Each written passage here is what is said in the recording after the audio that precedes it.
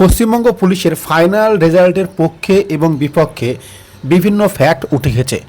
বর্তমান পরিস্থিতিতে এমন জায়গায় পৌঁছেছে, রেজাল্ট কি ক্যান্সেল হয়ে যাবে, নতুন করে কি আবার প্রসেস শুরু হবে, নাকি সব কিছু অন্য জায়গায় পৌঁছে যাবে। আজকে আমরা যে বিষয় নিয়ে কথা বলবো, পুলিশ আন্দোলনের পরিস্থিতি, বর্তমান পুলিশ আন্দোলন কতটা জরুরি, ট্রেনিং সেন্টারে যে পোস্টটি ভাইরাল হয়েছে সেই পোস্টটি সম্বন্ধে আলোচনা করব। এছাড়াও পশ্চিমবঙ্গ পুলিশের রেজাল্টের উপর যে কেসগুলি রয়েছে, বিশেষ করে ইডব্লিউএস কেস, চন্দন ধারার কেস, এই বিষয় নিয়ে আলোচনা করব। অর্থাৎ পুলিশ কনস্টেবল নিয়োগের 2024-এর প্রতিটা বিষয় পুঙ্খানুপুঙ্খানুভাবে আলোচনা করব। এই প্রত্যেকটা বিষয় তোমার জন্য ভীষণ গুরুত্বপূর্ণ। তাই তোমাদেরকে বলবো, তোমরা যারা আমার ইউটিউব চ্যানেল নতুন আছো, চ্যানেলটিকে সাবস্ক্রাইব করো, বেল আইকনটি প্রেস করো, আর হ্যাঁ, লাইক কমেন্ট শেয়ার করতে ভুলবে না। বর্তমান পরিস্থিতিতে একটি ভালো আবাসিক কোচিং সেন্টার পাওয়া ভীষণ টাফ বিষয় বা কঠিন বিষয়। তোমরা যদি একটি অত্যাধুনিক আবাসিক কোচিং সেন্টার খুঁজতে চাও, তাহলে চলে এসো আমাদের নদিয়া জেলার করিমপুরে। ইয়েস, এখানে আমাদের থাকা, খাওয়া, পড়াশোনার পাশাপাশি সমস্ত রকম ব্যবস্থাপনা রয়েছে। একদিকে যেমন স্মার্ট বোর্ডে ক্লাসেস রয়েছে, অন্যদিকে একটি রুমে একজন থাকার বা দুজন থাকার সুব্যবস্থা রয়েছে। আমাদের এই নম্বরগুলিতে, তুমি উপরে স্ক্রিনে দেওয়া নম্বরগুলিতে তুমি ভালোভাবে আলোচনা করতে পারো। প্রথমত বলি, তোমরা সবাই কেমন আছো? তোমরা জানো যে আমি অলরেডি ঘুরতে এসেছি, অনেকদিন হলো, কয়েকদিন থাকবো। এখানে ঘুরতে এসে শারীরিক অসুস্থতা, বিভিন্ন অসুস্থতা, তাই গলা একটু চেপে আসছে বা ধরে আসছে, তোমাদেরকে একটু মানিয়ে নিতে বলবো। তবে খুব তাড়াতাড়ি আমরা ফেস ওয়ান স্মার্ট ভিডিও সহ ভিডিও করতে চলে সামনের সপ্তাহে, আশা করি। তো যাই হোক, আমরা যে বিষয়টি নিয়ে কথা প্রথমেই বলি, যে কেস, ইয়েস, সুদীপ্ত চক্রবর্তী যে কেসটি হয়েছে, তোমাদের দেখতে পাচ্ছ কোর্টের সামনে, সেখানে ভেসে উঠেছে, তোমরা দেখতে পাবে সেই জায়গাটা। হ্যাঁ, আমরা দেখবো সরাসরি 15 নম্বর জায়গাটা কেসটা রয়েছে, একেবারে দেখতে পাবে। 15 নম্বরটা ঝুম করে তোমরা দেখতে পাবে 15 নম্বরে যে ইডব্লিউএস কেস সুদীপ্ত চক্রবর্তী রয়েছে। এবার বলি যে 15ই জুন, আবার বলি 15ই জুন 15 নম্বর সিরিয়ালে রয়েছে। যেহেতু 15 নম্বর সিরিয়ালে আছে, তাহলে সেখানে আমরা পজিটিভ কিছু আশা করতেই পারি। একদম ঠিক শুনেছ। যদি পিআরবির উকিল উপস্থিত থাকে, গড়িমাসি না করে, তাহলে কেসটি সমাধান হওয়ার প্রবল সম্ভাবনা রয়েছে। ঠিক তেমনভাবেই চন্দন ধারার কেসটি 23শে জুন রয়েছে। সুতরাং বুঝতেই পারছো যে কেসগুলি কিন্তু খুব তাড়াতাড়ি শুনানি হওয়ার বিরাট সুযোগ রয়েছে, যদি পিআরবি সদিচ্ছা থাকে। এখন পিআরবি সদিচ্ছার উপরে ডিপেন্ড করছে। আশা করব এই কেসগুলি খুব তাড়াতাড়ি মিটে যাবে, কারণ কেসগুলির কোনো ভিত্তি নেই। কেসগুলিতে পিআরবি জিতবে, কিন্তু সময়ের অপেক্ষা, সেই সময় পিআরবির হচ্ছে না, তাই কেস হচ্ছে না। তো চলো এবার আসি যে আন্দোলন। ইয়েস, তোমরা জানো যে আন্দোলনের জন্য আমাদের চিরঞ্জিত দা প্রচুর পরিমাণে খাটাখাটনি করছে, কলকাতায় আছে, এখানে ওখানে আছে, এবং পারমিশন নিতে গিয়ে যে সমস্ত বিষয়গুলি তারা উপলব্ধি করেছে, বা পিআরবির তরফ থেকে পারমিশন বা অন্যান্য যে তরফ থেকে যে পারমিশন না দেওয়ার যে অজুহাত, সেগুলি নাম্বার 1, যে অ্যান্টি মেল ক্যাম্পেনিং করা হয়েছে। আবারও বলছি যে অ্যান্টি মেল ক্যাম্পেনিং করা হয়েছে, যে পারমিশন না দেওয়া হয়। 2 নম্বর হচ্ছে সেখানে অনেক ভিড় হওয়ার সম্ভাবনা রয়েছে, প্রচুর লোকজন হওয়ার সম্ভাবনা রয়েছে। 3 নম্বর হচ্ছে সরকারি সম্পত্তি ভাঙচুর বা অমানবিক কার্যকলাপের সঙ্গে জড়িয়ে পড়ার আশঙ্কা রয়েছে। এইসব কারণে কিন্তু পারমিশন দিচ্ছে না, তারা বলছে। কিন্তু এর পেছনে কি রয়েছে এক গোপন রহস্য, এই আন্দোলন বানচাল করার কি প্রোগ্রাম তারা করেছে, সেই বিষয়টা নিয়ে কিন্তু একটা ভাববার সময় এসেছে। কিন্তু অবশ্যই পুলিশ পারমিশন এবং হাইকোর্ট থেকে পারমিশন দেওয়া উচিত, কারণ আন্দোলন করার সবার অধিকার রয়েছে, আন্দোলন করতেই পারে। এখন আরেকটি বিষয় নিয়ে কথা বলবো, সেটি হচ্ছে যে ওবিসি রিজার্ভেশন প্রবলেম বর্তমান পরিস্থিতিতে কী দাঁড়িয়েছে। দেখো, ওবিসি রিজার্ভেশন প্রবলেম 17% না 7%, এই বিষয় নিয়ে এখনও পিআরবিকে ক্লিয়ার ইনফরমেশন দেওয়া হয়নি।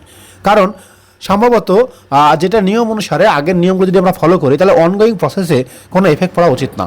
এই প্রসেসটি অনেক দূর এগিয়ে গেছে, সেখানে পরীক্ষা হয়েছে, মাঠ হয়েছে, সব কিছু এই 70%-এর উপর ভরসা করে। এখন পিআরবিকে যদি 7% বলে দেয়, তাহলে সব কিছু উল্টোপাল্টা হয়ে গেল।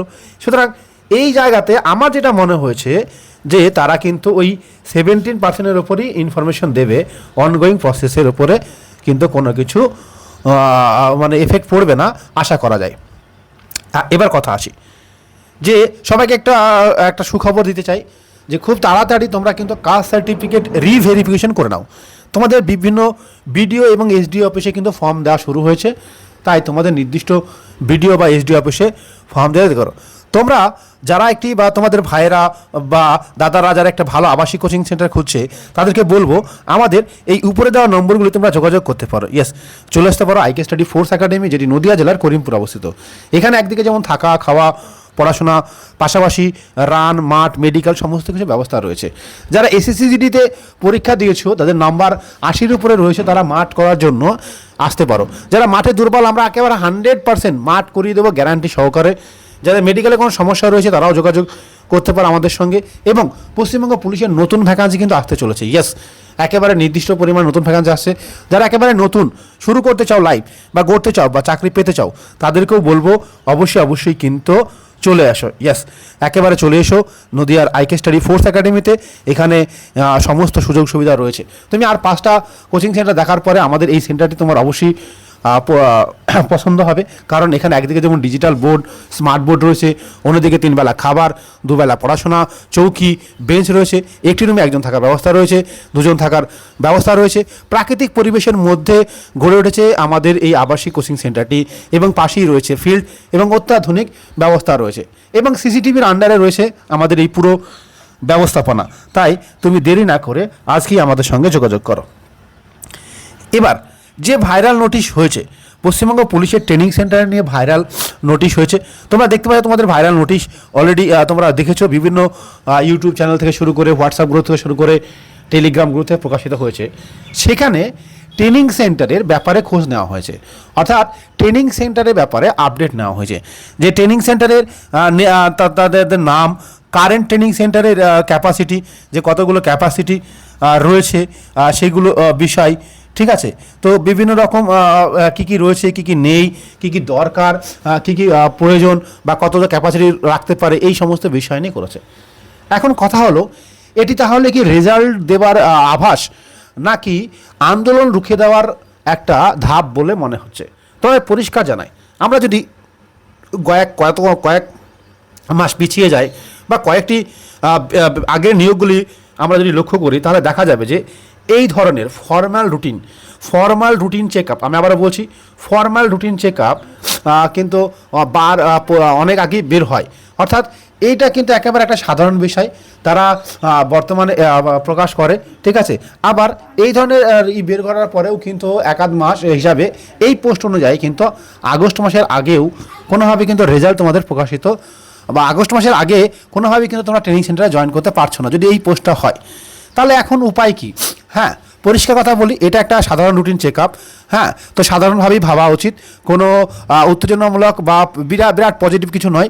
সাধারণভাবে তারা খোঁজ নিয়ে চেক আপ করেছে, পরিস্থিতি কোন দিকে যাচ্ছে তারাও হয়তো ভালো করে করছে না। এখন তোমাদের করণীয় কি আমি বলবো, একদম পরিষ্কার কথা, যদি আন্দোলন না করা হয় তাহলে কিন্তু সরকারের টনক নড়বে না, পিআরবি টনক নড়বে না, তারা তাড়াহুড়ো করবে না। যদি আন্দোলন গড়ে ওঠে, যদি কলকাতার রাজপথ কাঁপানো যায়, তাহলে সরকার কিন্তু সেই দিকে পদক্ষেপ দেবে এবং খুব তাড়াতাড়ি তোমাদের কিন্তু রেজাল্ট বের হবে এবং এই পোস্টের সত্যতা প্রমাণ হয়ে যাবে। তাই বলবো অবশ্যই তোমরা সবাই মিলে এবং আন্দোলনের দিকে আন্দোলন করো এবং আন্দোলন করে সুস্থভাবে আন্দোলন করো, কারণ এই সরকার, নতুন সরকার অনেক প্রতিশ্রুতি দিয়েছে এবং সেই মতো কিন্তু অনেক কাজ করছে। এবার একটু সময় লাগবে, ঠিক আছে। সরকারকে পজিটিভভাবে নাড়া দিতে পারলে তারা কিন্তু পজিটিভ পদক্ষেপ অবশ্যই নেবে বলে আশা করি। তো জয় হিন্দ দোস্ত, তোমরা খুব ভালো থেকো। অবশ্যই যারা আবাসিক কোচিং আসতে চাও আমাদের উপরে দেওয়া নম্বরগুলিতে তোমরা যোগাযোগ করো এবং কোনো কিছু দরকার থাকলে আমার সঙ্গে সরাসরি যোগাযোগ করতে পারো ফোনের মাধ্যমে, অথবা কোনো কিছু বলার থাকলে কমেন্ট সেকশনে কমেন্ট করে বলো। তো আরেকবারও বলছি, ভয়েসের একটু চাপার জন্য, শারীরিক অসুস্থতার জন্য ভয়েসটা একটু দুর্বল হয়ে গেছে। তো তোমরা খুব ভালো থেকো, সুস্থ থেকো এবং এগিয়ে যাও। খুব তাড়াতাড়ি তোমাদের জন্য আশা করব ভালো কিছু আসতে চলেছে।